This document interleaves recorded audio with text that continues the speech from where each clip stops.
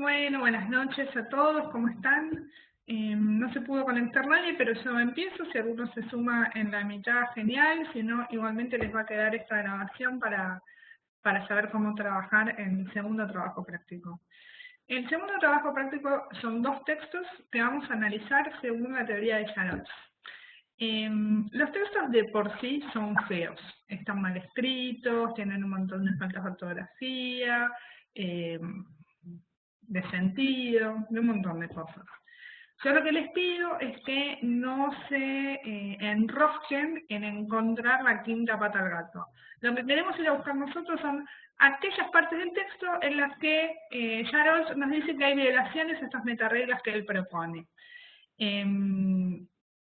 Las que tienen falta de ortografía, si ustedes quieren corregirlas, las pueden corregir, pero si no las quieren corregir no pasa nada, digamos, eso no se pide en el trabajo práctico. Sé que como correctores muchas veces nos cuesta avanzar sobre un texto si tiene errores, entonces pueden hacerlo, sentirse libremente en corregir las faltas de ortografía, sobre todo faltan bastante tildes y esas cosas, si quieren hacerlo pueden hacerlo, pero eso no modifica el trabajo en sí mismo. Lo que nosotros queremos analizar son aquellas partes del texto que puedan violar o no las metareglas de Jarol. Se está sumando Julieta, la voy a esperar a Julieta que se conecte, si me permiten. Hay dos textos, avanzo con esto, hay dos textos, uno de Mi planta de naranja lima y otro de un texto de un chico de secundaria que tienen que escribir y cumplir con una narración que le piden en la consigna. Estos textos son del trabajo práctico que tienen que manejar los alumnos regulares, ¿sí? Aquellos que están recursando la materia, como sea la primera vez que la den, tienen que utilizar el trabajo práctico de recursantes que yo subí en un apartado aparte, ¿sí? Apartado aparte, valga la redundancia. Bueno, Julieta, ¿cómo estás? A ver si me ves, Julieta. Buenas, buenas. Acabo de empezar a grabar, te aviso por las dudas que está siendo grabada. Y empecé a explicar, nada, la consigna, hasta ahora nada más. Voy a empezar a explicar cuáles son cada una de las metareglas para que sepan qué tipo de respuestas se esperan en cada uno de los casos. Julieta, esperen que le voy a escribir. A ver si me ves, Julieta. Bueno, yo voy a avanzar. Julieta, cuando estés, cualquier cosa. Oh, vale, ahí está. Lo único que dice Julieta hasta ahora es que, bueno, cualquier cosa, vos avísame. Si se corta, me dice Julieta que está un poco lento. Si vos me decís que se corta o algo, vos avísame que yo vuelvo para atrás y vuelvo a repetir. Lo único que dice hasta ahora es la consigna, que lo que nos pide la consigna es dar las violaciones a las metareglas que propone Jarol. De por sí los textos son feos, o sea que van a encontrar 6 millones de cosas, pero que no tengan que ver con Jarol. Una falta de ortografía, de Jarol capaz que no le importa. Depende de cada caso, pero digo, van a encontrar de por sí un texto que está muy feo escrito, ya les va a chocar. No se enrosquen, vayan directo a las metareglas de Jarol, a las partes del texto que violan esas metareglas que Jarol propone. Entonces, va a proponer 4 metareglas para que un texto sea micro y macroestructural coherentemente coherente, ¿sí? Una es la metaregla de repetición, las voy a leer para no olvidarme ninguna, la de progresión, la de no contradicción y la de relación. Dentro de cada una de esas metareglas, en realidad en la de repetición y en la de no contradicción, va a proponer unas subreglitas, digamos. Entonces es importante ir viendo esos casos porque son lo que nos va a dar realmente la parte del texto que a nosotros nos interesa. ¿Sí? Tenemos que poder identificar esos casos de cada una de las metareglas. Entonces, en el primer caso, con la metaregla de repetición, él lo que va a decir es que es necesario que el texto tenga un cierto grado repetitivo para que eso tenga una continuidad, para que sea coherente. Si yo estoy hablando de pera, después hablo de manzana, después hablo de camiones, y después hablo de mi hermano Jacinto, y salto de un tema al otro y no repito, hablo así como de la nada, y va a ser un texto por lo pronto complicado, raro, no coherente, ¿sí? Entonces, si yo estoy hablando de mi hermano Jacinto, hablo de mi hermano Jacinto y Jacinto, mi hermano, voy, vuelvo, lo digo de distintos modos, repito este nombre, repito esta figura, bueno, le voy a ir dando coherencia al texto. ¿Qué tiene que tener ese texto? Tiene que tener entonces fragmentos que se repitan. Cuando no se repiten estas cosas es donde él dice acá hay violación a la metaregla, ¿sí? Es donde nosotros vamos a descubrir esa violación. El primer caso, en realidad, de la metaregla de repetición tiene que ver con la pronominalización. Acá es fundamental buscar que los pronombres no sean ambiguos, ¿sí? Si yo tengo el pronombre él, bueno, tengo que poder entender quién es él, ¿sí? ¿Él es mi hermano Jacinto o él es mi cuñado Juan? ¿Sí? Es importante ver que los pronombres cumplan con su figura. En algunos casos, cuando ustedes vean que puede haber algún pronombre que no tenga una tilde, esto les va a pasar. Bueno, ahí es como ustedes lo resuelven. Si ustedes leen que es el artículo o el pronombre, es ver cómo lo leen ustedes. Si ustedes lo ven como que faltó la tilde, pero quiso usar el pronombre y lo usó mal, bueno, es un error de pronominalización. Ahora, si es un artículo, para ustedes es un artículo y quiso usar el artículo, pero debería haber habido un pronombre, bueno, es una... Tienen que ver la justificación, cómo la hacen en cada caso, ¿sí? Es un caso de pronominalización porque puso un artículo donde tendría que haber visto un pronombre, ¿sí? Pero si ustedes ven que por una tilde nada más, él quiso usar la pronominalización, pero lo escribió mal, bueno, escribió mal el pronombre. Tendría que haber escrito mejor el pronombre, ¿sí? Pero depende de la justificación.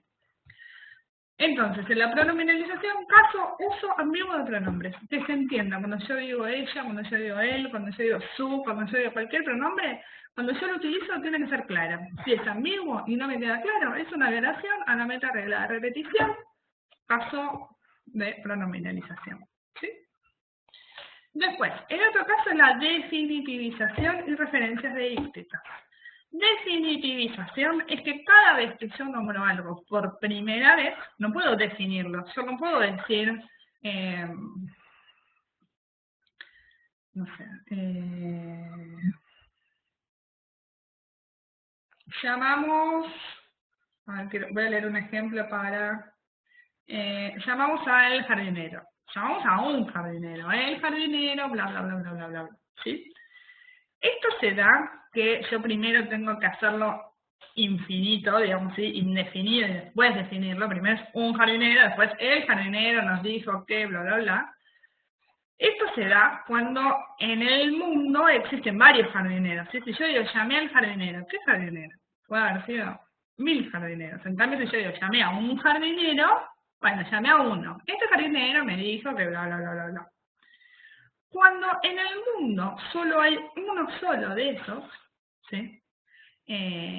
No hace falta definirlo, porque indefinirlo, ¿sí? Si yo digo, no sé, en esta sociedad nuestra, ¿sí? Yo no es que tengo un marido, porque en nuestra sociedad sí, tengo uno solo, ¿sí? Entonces yo puedo hablar directamente de mi marido y definirlo. El marido de Tana, no puedo decir un marido de Julieta dijo tal cosa, no, el marido de Julieta, ahí sí lo voy a definir directamente, porque no esperamos que haya varios maridos de Julieta, sino uno solo en nuestra sociedad, ¿sí? Capaz que en Oriente hay lugares donde puedan tener más.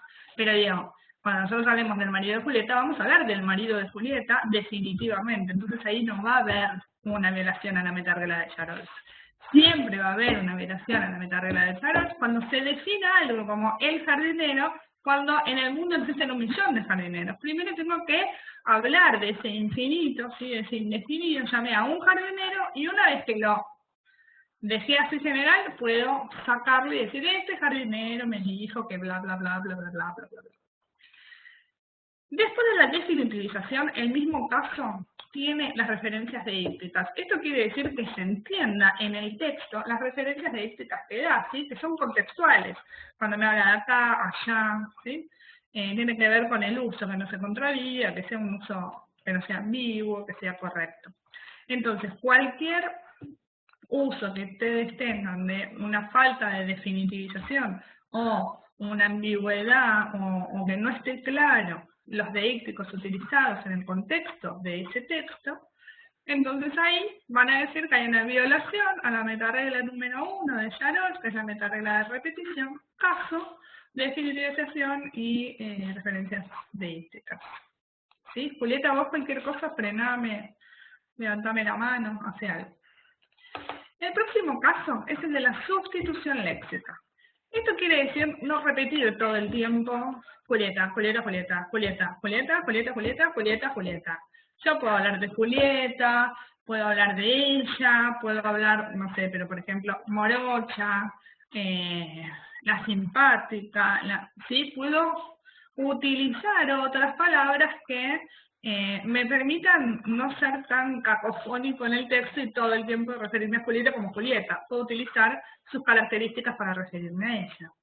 Entonces, esto tiene que ver con el uso de sinónimos o cuasi sinónimos, ¿sí? Que me permitan a mí nombrarlos. Y mismo aquellas palabras que provocan ambigüedad. Que yo necesito utilizar algún léxico, alguna palabra que no sea ambigua para poder definir aquello que quiero decir, ¿sí? La idea es usar un vocabulario justo. En esto, cuando yo tengo un texto que es muy repetitivo respecto a una palabra, donde no hay uso de sinónimos o cuasi sinónimos, ¿sí? Donde el texto es muy pesado en este sentido, bueno, digo que hay una violación a la metaregla 1 de Charol, que es la de repetición, caso sustitución léxica. Y sugiero utilizar tal, ¿sí? Siempre ustedes que definan una violación tienen que sugerir o justificar por qué es ese caso, ¿sí? Hay una violación a la metaregla 1 de Charol, caso sustitución léxica, porque reitera o repite la palabra Julieta infinidad de veces. Se sugiere utilizar alguna característica de este personaje para poder sustituir este nombre. Les inventé, por ejemplo, una justificación, ¿sí? Ustedes siempre tienen que explicar por qué es esa violación. Luego viene la recuperación presuposicional y la reanudación por inferencia. Estos dos suelen confundir un poco porque tienen una línea finita por ahí. La recuperación presuposicional tiene que ver con presupuestos del texto. El texto nos da cierta información, pero nos omite otra. Nos la omite no de mala onda, sino que el autor las da por obvias. Y de repente no son tan obvias, ¿sí? No habría que abusar de los presupuestos. Entonces, por ejemplo, y en la reanudación por inferencia lo que tiene que ver es con, quiero explicarlos a los dos, la reanudación por inferencia lo que tiene que ver es con la cultura general que traiga el lector para poder entender ese texto, ¿sí? Un texto puede decirme a mí, por ejemplo, que, no sé,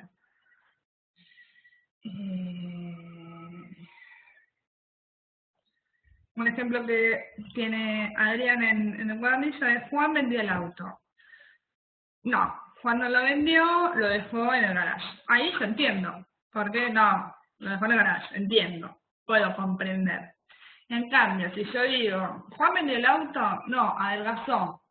Hay mucha información ahí en el medio que no tiene, ¿qué tiene que adelgazar con el auto? Hay información en el medio que a mí no me la está dando el texto. Entonces yo tengo que recuperar un montón de información que no tengo, ¿sí? En cambio, puede haber otro texto que a mí me hable de Buenos Aires. Entonces me hable del obelisco y me hable del hipódromo de Palermo.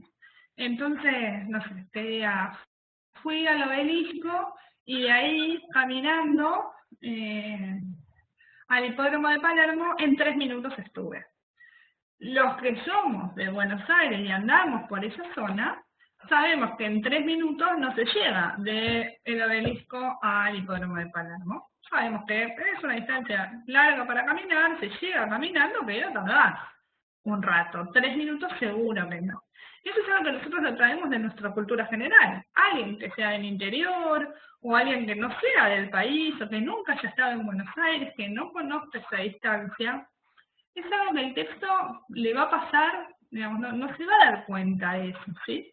La inferencia, la reanudación por inferencia tiene que ver con la cultura general que traemos nosotros, ¿sí? Como lectores para ese texto. Tampoco conviene abusar. Pero eso va a tener que ver con a quién está dirigido ese texto, ¿sí? De repente nosotros sepamos que el texto está dirigido para la gente de Buenos Aires y bueno, la verdad es que también ellos lo van a poder recuperar porque es para gente de Buenos Aires. Ahora, si ese mismo texto está dirigido a gente que vive en Alemania, y la verdad que los alemanes capaz que no estuvieron en Buenos Aires. Entonces, esta información es una información finita en la recuperación presuposicional y la reanudación por inferencia, muchas veces se confunden una con otra. Lo que tiene que ver es con una información que el texto no nos da, en ambos casos el texto no nos la da, en uno nos la tendría que haber dado el texto, que tiene que ver la recuperación presuposicional, y en la otra lo que se espera es la cultura general del lector, ¿sí? Que si el lector no lo tiene, no lo va a poder nunca, si no tiene esa competencia, nunca la va a poder recuperar esa información. Entonces, en esto, cuando ustedes ponen que es uno o es otro, bueno, lo que más importa es la justificación, ¿sí? Acá la clave es ver qué información nos está dando el texto. Si el texto, de repente con esto, no se vendió el auto, adelgazó. Bueno, no hay competencia alguna al ver esta información, ¿sí? Pero se van a dar cuenta, a veces línea, la discusión siempre genera discusión estos dos casos, ejemplo presuposicional y era por inferencia, digamos, si los mezclaron no es tan grave, el tema es que ustedes lo puedan justificar, cómo lo ven, ¿sí? ¿Qué competencia esperan del lector o qué información esperaban que no esté presupuesta en el texto, ¿sí? Acá juéguensela con la justificación, con la argumentación que ustedes hagan de esa elección. Hasta ahí es la metaregla de repetición. Otra vez, yo tengo que ir a buscar las partes del texto que violan estos casos, ¿sí? A mí me importa ver que los pronombres estén bien usados. A mí me importa ver que los deícticos estén bien usados. A mí me importa ver que el vocabulario esté bien usado respecto de los sinónimos y los cuasisinónimos, que no sean ambiguos. A mí me importa ver que esté bien definido, ¿sí? El uso de los artículos determinados e indeterminados. A mí me interesa ver que la información que se me da no sea un presupuesto o no se espere demasiadas competencias de un lector que no las va a tener, ¿sí? Eso es lo que me importa ver a mí en el texto, para entonces encontrar violaciones a las metareglas de Jarol, caso número 1, que tiene que ver con la repetición. Hasta ahí es el caso número 1, la metaregla 1. Luego viene la metaregla 2, que tiene que ver con la progresión. Acá es cualquier salto loco que haga el texto. O porque salta de mayo de 2008 a febrero 2058 de la nada, sin avisarnos nada en el medio, o porque no avanza, no progresa, no, todo dice otra vez lo mismo, vuelve a ser lo mismo, vuelve a ser lo mismo, vuelve a ser lo mismo, ¿qué hizo en el medio? No se casó, vivió, fue chico, ¿qué pasó? Estoy dando ejemplos muy burdos, ¿no? Pero digo, hay textos que muchas veces saltan de una cosa a la otra y no sabemos qué pasó en el medio. Entonces, esto tiene que ver con la metaregla de progresión y cualquier violación que pueda haber al respecto. A veces hay un texto que todo el texto está violando esta metaregla. Entonces, yo lo que puedo hacer es directamente rescatar esa metaregla y decir, todo el texto viola esta metaregla, la metaregla 2 de progresión, dado que reitera en estos fragmentos no contradicción. Y acá vamos a tener distintas cosas. Lo que dice Jarol es, un texto no se puede contradecir a sí mismo. Entonces, la idea es buscar todos esos fragmentos del texto que se contradicen de algún modo. La primera contradicción que va a hablar Jarol tiene que ver con la contradicción enunciativa. Y acá tiene que ver con el uso del tiempo verbal, ¿sí? La idea es que no cambie sujetos, que no cambie narradores y que no haga saltos, ¿sí? un mal uso de los tiempos verbales, ¿sí? Si empezó a narrar en pasado, que continúe en pasado. Si continúa a narrar en presente, que continúe en presente. Si está hablando de Pedrito, de golpe no puedo hablarme de Juan, tiene que avisarme que va a cambiar de sujeto, ¿sí? Si no me avisa y habla de Pedro, de repente, Juan es rubio, pero ¿cuándo saltó? ¿Qué pasó? Esos saltos tampoco los tiene que hacer, ¿sí? En este caso, y esto del texto lo indican en todo el texto, sino van marcando los distintos fragmentos donde ustedes vean ese salto, ese mal uso del tiempo verbal o ese cambio de sujeto o ese cambio de narrador que puede haber. En este caso, en la contradicción enunciativa, el ejemplo clásico y que seguro van a encontrar en los diferentes usos del tiempo verbal, lo van a poder ver. Luego tenemos las contradicciones inferenciales o las contradicciones presuposicionales. Y acá otra vez juega esta línea finita entre las competencias del autor y del lector, perdónenme, y los presupuestos que nos da el texto. Otra vez, las contradicciones inferenciales tienen que ver con la contradicción semántica de un enunciado con otro, ¿sí? Por ejemplo, mi tía es viuda, su marido colecciona máquinas de coser. Si mi tía es viuda, no tiene marido, con lo cual su marido no puede estar con el tipo que dice colecciona. En cambio, si decía, mi tía es viuda, su marido coleccionaba, bueno, está bien, coleccionaba antes, pero como dice su marido colecciona máquinas de coser, hay una contradicción, porque no puede tener marido que esté coleccionando si es viuda, ¿sí? En todo caso, no es viuda, es separada, qué sé yo, he vuelto a juntar, tiene otro marido, pero me falta información, ¿sí? Hay una contradicción inferencial. En cambio, en la contradicción presuposicional es una contradicción clara del texto. Primero me dijo que Jacinto era morocho y después me dice que Jacinto es rubio, pero si era morocho, me dijiste que 3 líneas arriba me dijiste que no es morocho. Bueno, esas son contradicciones presuposicionales y son contradicciones claras que están en el texto. El texto se contradice a sí mismo, con algo que dijo antes. En la contradicción de mundos, es aquello que contradice lo que nosotros conocemos del mundo, ¿sí? Por ejemplo, no sé, estando en el subte, vio el sol. Y la verdad que es raro, porque en el subte no ves el sol porque estás abajo de la tierra, ¿sí? O un árbol, no sé, el subte chocó contra un árbol, qué sé yo, en la estación Callao. Es imposible, en Callao no hay árboles, ¿sí? No pudo haber nunca chocado el subte con el árbol, ¿sí? Es una contradicción clara del mundo que conocemos, que nos rodea. Esto es la contradicción de mundos. Hasta ahí, entonces, la información que a nosotros nos importa rescatar del texto es toda aquella información que pueda contradecir lo que el texto está diciendo, ¿sí? Si el texto utiliza mal los tiempos verbales, si el texto nos da una información que no es adecuada al mundo, si nos da una información semántica errónea, o si nos da una información claramente contradictoria, como Jacinto era morocho y después era rubio, ¿sí? Esta es la metaregla de no contradicción. Dice Julieta, a veces se me hace difícil distinguir entre la contradicción de mundo y la inferencial.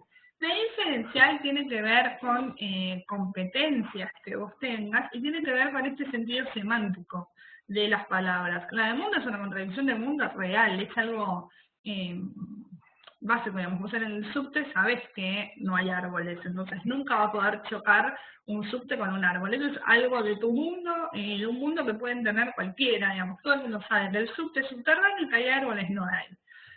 No tiene que ver con una competencia de una cultura u otra, sino con algo del mundo real, qué sé yo. No te puede decir que el cielo está abajo. Vos sabés que el cielo está arriba. Si no somos filósofos y no nos ponemos a discutir el arriba y abajo, y el norte y el sur.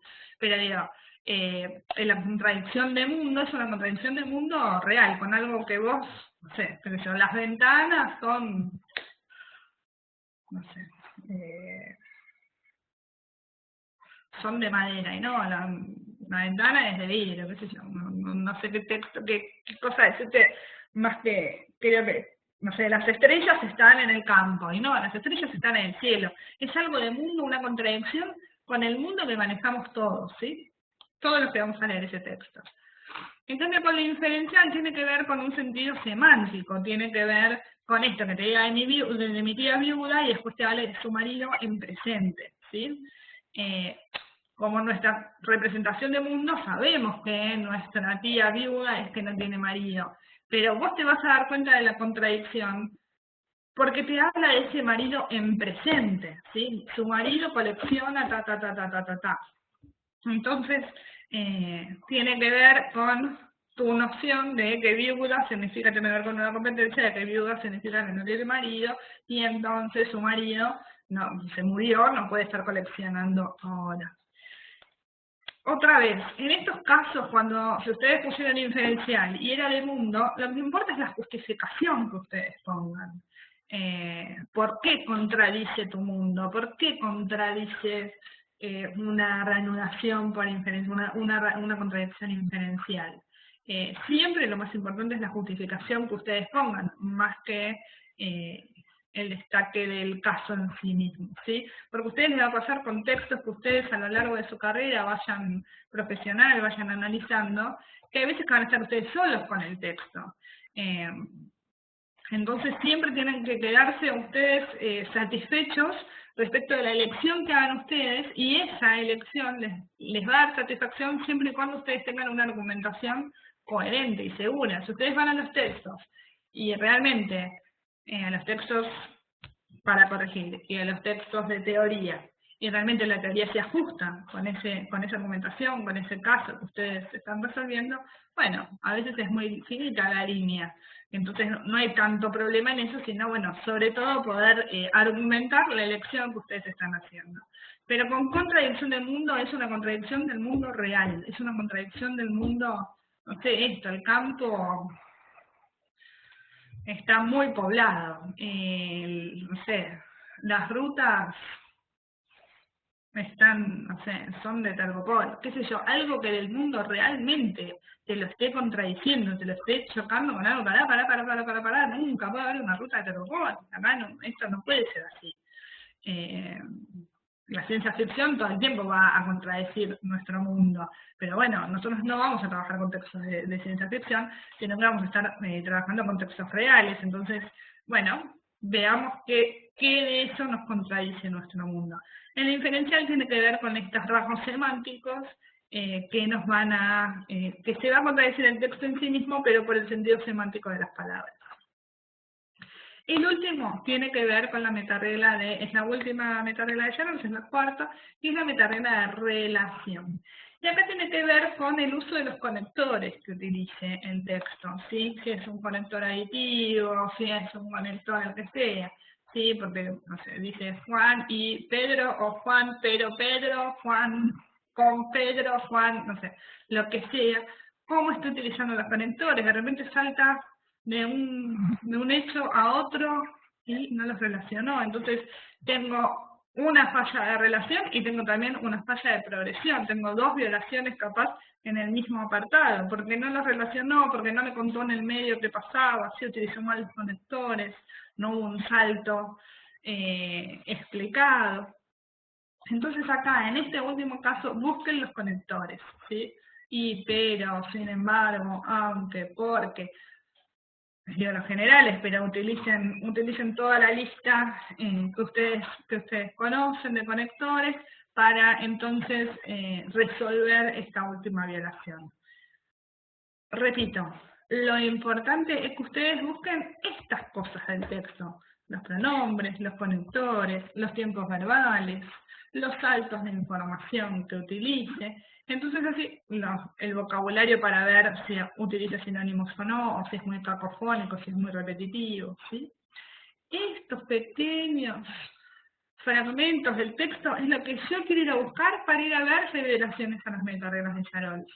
Si de medio escribió cualquier palabra o hizo otra cosa que a ustedes no les gusta porque les parece feo, no sé, en vez de decir que la casa era roja, dijo la casa es colorada, y a ustedes les parece que tendría que haber dicho roja, no colorada, porque a ustedes les parece, ahí no hay ninguna violación a la metaregla de Charol. Porque, digamos, puede decir rojo como colorado sin ningún tipo de problema, ¿sí? Vayan a buscar lo que realmente viola las metareglas de Charol. El resto, ya les digo, son dos textos muy feos de por sí.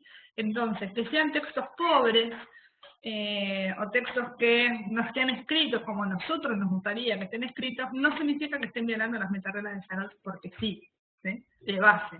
Vayan a buscar las partes del texto que a ustedes les permita ver eso, ¿sí? La casa colorada, la casa roja es lo mismo.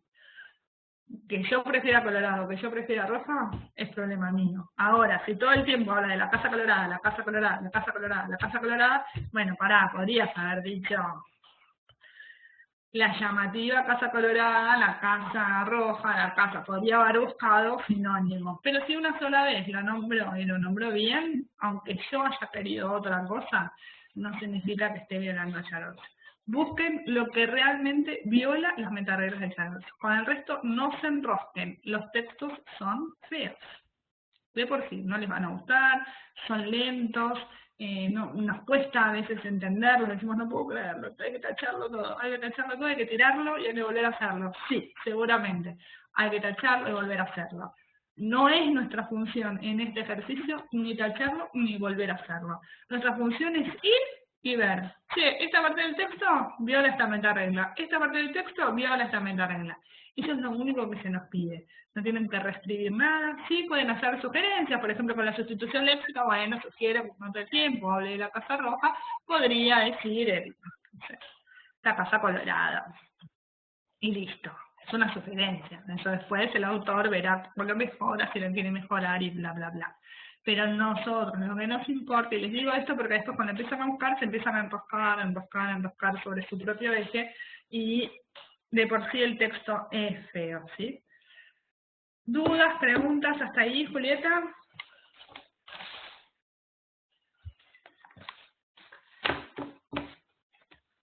Bueno, tienen dos textos. La idea entonces es que vayan buscando cada una de las violaciones y vayan diciendo. Eso ustedes eligen. Si quieren agarrar, por lo general, les digo, sus compañeros lo que hicieron en otros cuatrimestres es agarrar un párrafo y ponerle donde está la violación, 1, 2, 3, 4, y abajo ponen 1, violación, 2, violación. El siguiente párrafo, 5, 6, 7, 8, 5, violación, 8, y la cuentan todas. Hay otros que prefieren agarrar violación, metaregla, bla, y eligen todas las partes del texto. Eso se lo organizan ustedes como les quede mejor, si ir buscando por párrafos, si ir buscando por metareglas, lo que ustedes quieran, siempre que sean claros, sean ordenados, y siempre importa la justificación, ¿sí? Insisto con esto, porque muchas veces nombran solo el caso y después no justifican y no tienen que ver solo con reconocer el caso, sino con por qué está violando ese caso, ¿sí? Bueno, si está todo bien, entonces Julieta, voy a cortar acá, voy a cortar la grabación. Cualquier duda, pregunta, tienen toda la semana, tienen hasta el domingo a las 23:59 para entregarlo, así que me preguntan las veces que quieran lo que necesiten en la semana. ¿Estás ok, Julieta? Buenísimo. Entonces cierro la grabación. Así ya les queda para todos. Un beso grande a todos y muchas gracias, Julieta, por poder sumarte.